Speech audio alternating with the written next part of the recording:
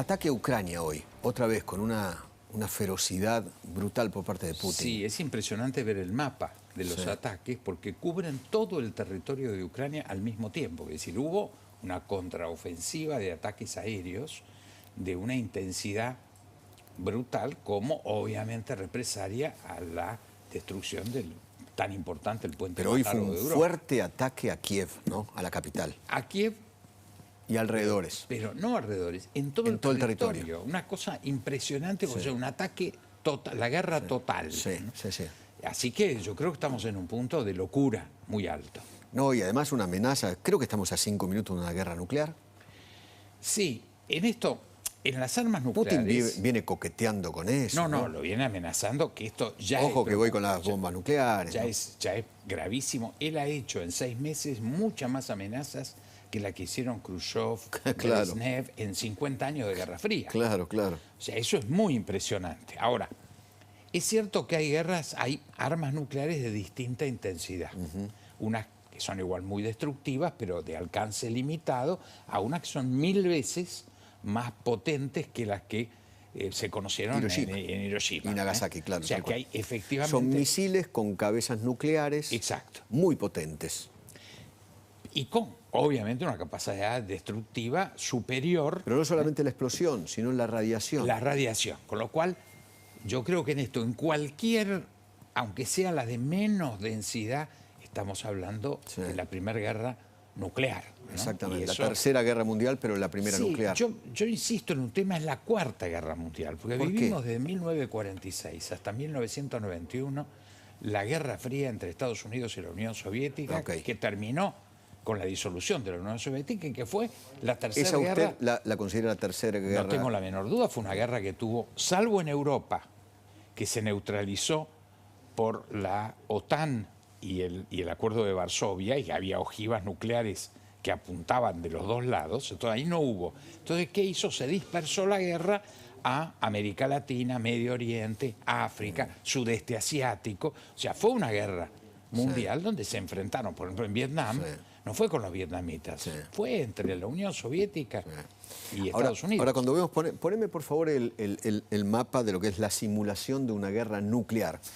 La verdad, a uno le corre frío por la espalda, sinceramente. Pensar que estamos en manos y en la decisión de un loco que tiene jugada su vida, tiene 70 años y muy enfermo, y se ha transformado en el Hitler del siglo XXI, ¿no? Lo es. Y estamos ante la posibilidad de esto. Esta es una simulación de una guerra nuclear, con un gran poder de destrucción. Leía, por ejemplo, que en las primeras 3 horas seguramente morirán cerca de 90 millones de personas en el mundo, provocados justamente por este tipo de ataque. Mi intuición es que aunque dé la orden por los sistemas de como mínimo 3 niveles de decisión que fueron adoptados a mediados de la década del 50 y perfeccionados. O sea, 3 personas tienen que tocar un botón al mismo tiempo. Yo no creo que él tenga anulado ese sistema y por lo tanto yo creo que es el fin en el momento en que él, que es capaz de dar esa orden, la dé, ahí termina Putin. Yo creo que esto se resuelve en Rusia. O sea, esta no es una guerra, está muy claro. Que terminan matando a Putin. Deponiéndolo, cambiando el régimen, sin lugar a duda, pero esta guerra, como la guerra de Vietnam, se decidió en el Congreso norteamericano cuando se desfinanció a las Fuerzas Armadas. En ese momento el Vietcong hizo la ofensiva que terminó con la ocupación de Saigón y el fin de la guerra. Es decir, esta situación queda claro que después de más de 6 meses no se resuelve en territorio ucraniano. Bueno, cambiemos de tema. Posición argentina con respecto a China, violación de derechos humanos y el tema Maduro. Sí, yo creo que inevitablemente hay que diferenciar el tema Maduro, el tema Nicaragua y el tema Cuba, que están en nuestro vecindario, son riñón histórico de la cultura occidental. Yo llamo cultura occidental a una región del mundo que va desde Bolivia a Suecia. Claro. Es muy plural, muy diversa, pero es nuestra cultura, donde los valores de la democracia, los niveles liberales constitucionales, sean más monárquicos en Europa, más republicanos en América, rigen. Entonces, para nosotros es una valoración propia, pero también compartida, sobre la cual somos accionistas en todo nuestro marco cultural. Okay. En Asia hay una cultura diferente, hay una verticalidad diferente. A mi juicio es terrible. Si me preguntas a mí lo que pasa con los uigures, con los musulmanes chinos, nosotros no podemos concebir culturalmente que se los mande a campos de reeducación. Claro. No son los campos nazis, no se los deja de alimentar ni cuidar, pero el dato de desculturizar, nosotros lo se les lava el cerebro, digamos. El lavado de cerebro. Claro. Bueno, para nosotros eso está fuera de toda duda. Totalmente. Que no lo podemos compartir. Pero es un tema interno, ocurre en una zona donde hay antecedentes de enfrentamiento cultural con guerrillas violentas que se instalaron en esa región del mundo. Entonces yo creo que es un tratamiento extracultural para nosotros. No hay ninguna duda, no lo compartimos, no lo queremos. Nosotros creemos en la independencia, en la distribución del poder, en la independencia del poder judicial, en la libertad de prensa. No existe eso en China. Nada. Entonces, ¿cómo hablamos de prensa en China? Es una dictadura, punto. Claro. En prensa, en China, es propaganda. No hay 10%, 15%, 20% de libertad de prensa. Entonces, condenar la no libertad de prensa en China es como hablar de una cosa, o sea, ni democracia ni libertad de prensa son valores que han existido nunca en esa región del mundo. Claro. ¿Escuchó a Díaz Ayuso? Es una de las líderes del PP en España, con un crecimiento político monumental, ¿no? Pero quiero que la recordemos. Me gustaría su opinión acerca de lo que dijo. Dijo esto. Sánchez nos va a llevar a la ruina. Y no es el gobierno de las mayorías y mucho menos el gobierno de la gente real. Es el gobierno que primero crea la pobreza para luego crear dependencia del Estado. Es populismo fiscal. Le quitan el dinero a la gente para luego, como hacen los peronistas, repartirlo en pagas, ayudas, subsidios. Pero le tengo que decir que la pequeña empresa española no aguanta más, que no pueden hacer frente a tantos gastos de producción, que el margen de beneficios cada vez es menor. ¿Qué le pareció? Para mí, cuando dice peronismo, debe leerse kirchnerismo. Claro, lo que pasa es que aquí, que esto es así, y yo lo discuto mucho, yo pasé, como bien sabes, 30 años de mi vida en el peronismo, me fui del peronismo, pero con la conciencia que el peronismo fue sustituido por el kirchnerismo. Entonces, cuando yo escucho a amigos muy queridos... ¿Fue sustituido o secuestrado por el kirchnerismo? Yo creo que es una inteligente definición de Mauricio Macri el plantear el secuestro. El secuestro. Yo creo que hubo sucesiones, o sea que después de Perón vino Menem con un signo absolutamente opuesto. Totalmente diferente. Y después vinieron los Kirchner.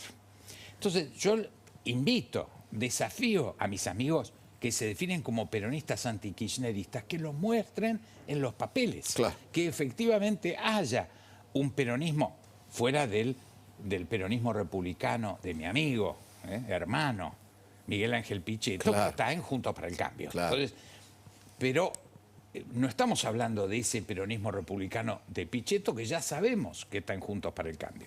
El otro cuerpo social que dice existir, yo no lo veo que aparezca, y por lo tanto la única jefa, y así lo dice, del peronismo actual, de la versión 2020, 2022, se llama Cristina Fernández de Kirchner. ¿Sabes qué creo? Que hay muchos gobernadores y muchos intendentes justicialistas de todo el país, y en especial de la provincia de Buenos Aires, que todavía no se atreven a salir debajo de las polleras de la señora. Son todos mayores de edad, yo lo todos sé, tienen militancia. Lo sé, pero al miedo a perder su territorio... Bueno, pero este es el tema que define que finalmente son kirchneristas. Si no se atreven a romper, a saltar, lo son. Lo hizo Pichetto. Claro. ¿Por qué no lo hacen los demás? Claro, tal cual.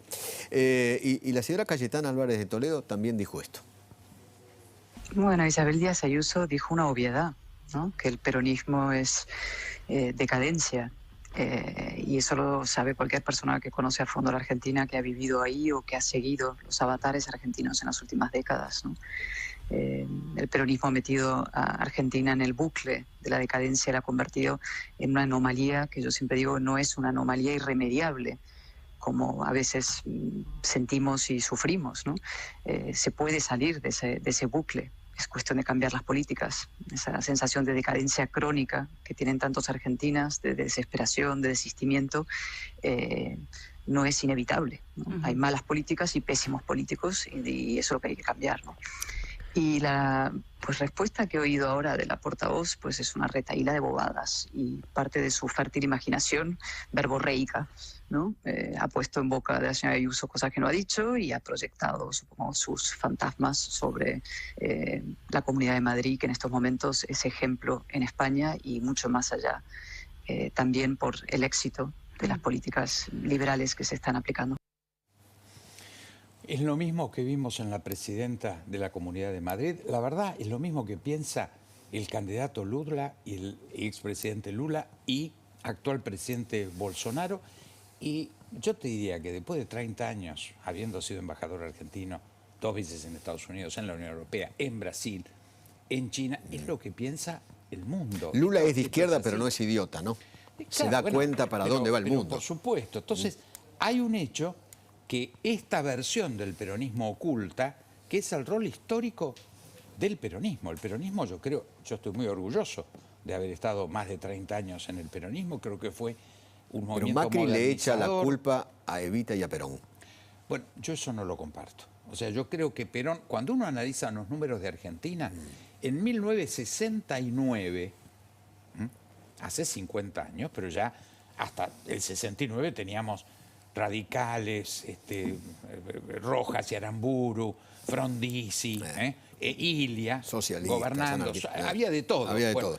En 1969 Argentina era el 39% del Producto Bruto sudamericano, 39. Brasil era el 26. Hoy Brasil es el 51 y nosotros el 15.